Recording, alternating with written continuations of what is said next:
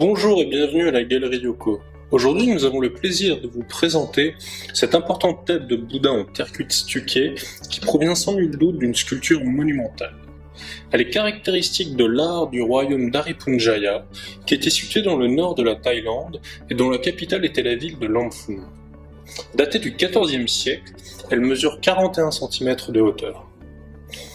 Le royaume d'Aripunjaya a été fondé au 8e siècle après Jésus-Christ et perdurera jusqu'en 1292 et la prise de sa capitale par les Thaïs du royaume de Lanna.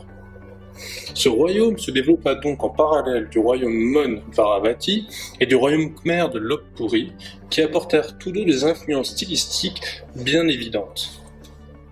L'art d'Aripunjaya est donc la subtile combinaison de plusieurs influences stylistiques qui vont donner naissance à des sculptures d'une expressivité exceptionnelle.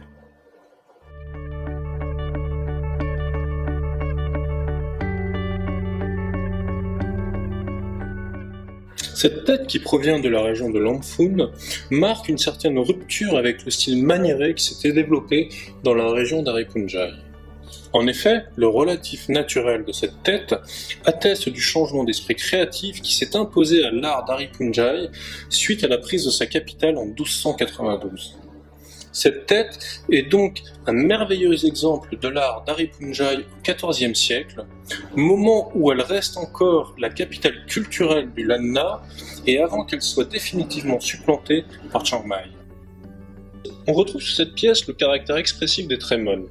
Le visage large, au front s'évasant au niveau des tempes, encadré de larges oreilles aux lobes tombants, les pommettes hautes et bien marquées, le nez large et les lèvres bien pleines ourlées d'un double trait épais, les yeux, incrustés pour recréer l'effet des pupilles, sont à fleur de visage et la paupière supérieure est baissée. La chevelure du Bouddha est délimitée par un liseré caractéristique qui est encore partiellement visible.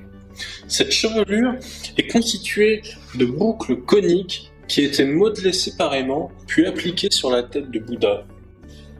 Nous pouvons voir que cette tête est en ronde bosse, ce qui montre bien qu'elle appartenait à une sculpture imposante placée dans une niche contre un mur, mais qui pouvait probablement être en ronde bosse lui aussi.